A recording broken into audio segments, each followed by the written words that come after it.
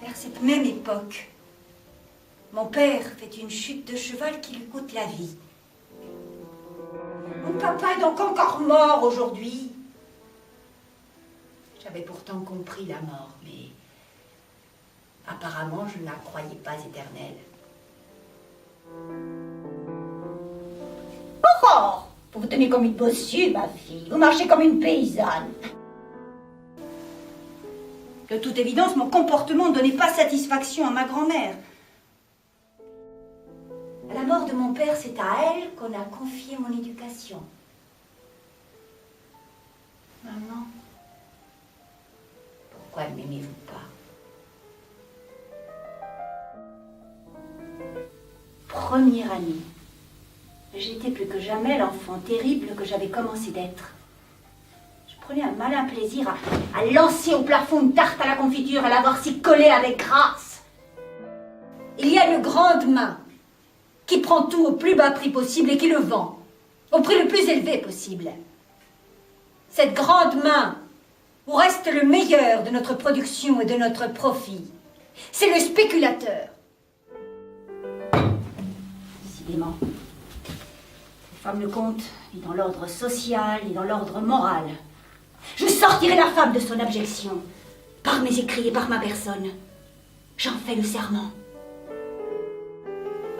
Il y a dans la vie des pauvres des enchaînements, des malheurs et des fatalités que les riches ne comprennent jamais. Pourquoi ai-je épousé Casimir? Je n'en sais rien. J'ai cru que je faisais un mariage d'amour. J'en étais si convaincue. Je suis de la nature, par la nature, pour la nature et dans la nature. Je me baignais toute nue dans l'eau glacée des torrents. Je me roulais dans l'herbe parfumée pour me sécher. Mon mari, lui, s'ennuyait dans ce lieu que je trouvais si enchanteur. Paris, 1833. Chère Marie d'Orval, chère Anne,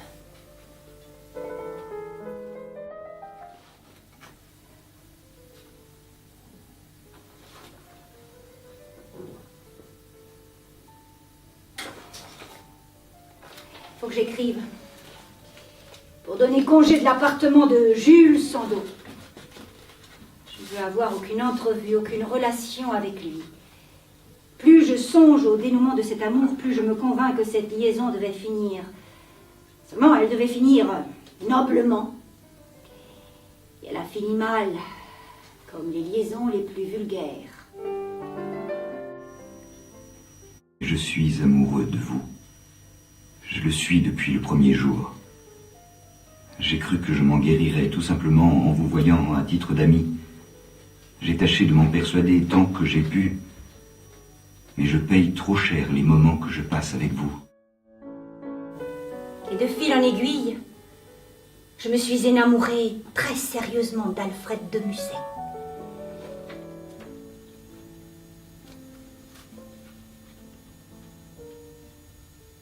Alfred.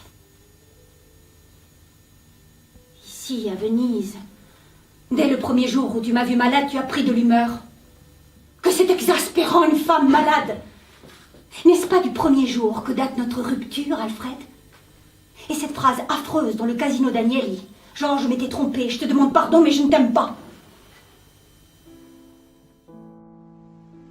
L'autre jour, j'ai rêvé que Musset était près de moi, qu'il m'embrassait, et je me suis éveillée dans la pâmoison du plaisir.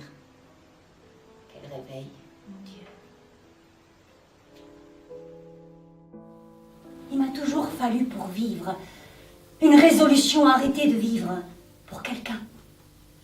Liszt et Marie Dagout m'ont présenté Chopin. Déconcertée, je murmure à l'oreille de Madame Mariani: ce monsieur Chopin est Lui s'exclame. Qu'elle est antipathique, cette Sand. Est-ce vraiment une femme? Les cigares et l'humanière l'ont choqué. Quelle tête il a fait lorsqu'à ce concert qu'il a organisé, il m'a vu apparaître, habillé en turc. Je l'ai tout bonnement effrayé. Lui, toujours tiré à 4 épingles. J'ai jugé opportun à ce moment-là de mettre les voiles. Climat majorquin ferait le plus grand bien à mon fils Maurice qui souffrait de rhumatisme et à Chopin aussi. Maurice avait 13 ans. Solange 9. Nous avons fondé une vraie famille, acceptée par tout le monde.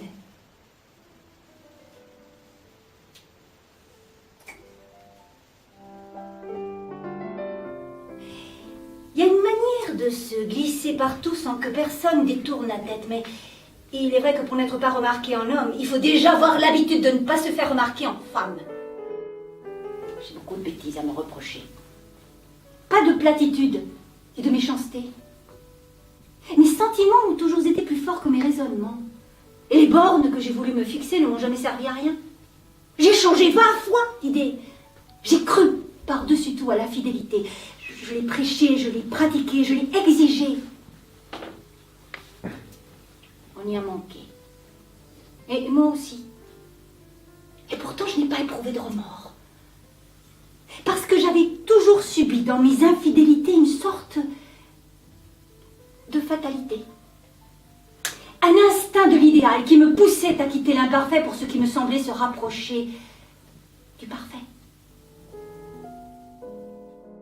Notre beau rêve de république fraternelle a échoué. Bien sûr que j'en souffre. Et que dire de ceux qui ont consacré toute leur vie à l'idée d'égalité? Nous devons apprendre à être des révolutionnaires obstinés et patients. Jamais terroristes. Je hais le sang répandu. Et je ne veux plus de cette devise. Faisons le mal pour amener le bien. Tuons pour créer. Le mal engendre le mal. La vie n'en sort pas. Après leur rupture, Chopin garda précieusement la petite boucle de cheveux que Georges lui avait donnée. À sa mort, en 1849, on la retrouva dans son petit agenda personnel. Elle ne l'avait jamais quitté.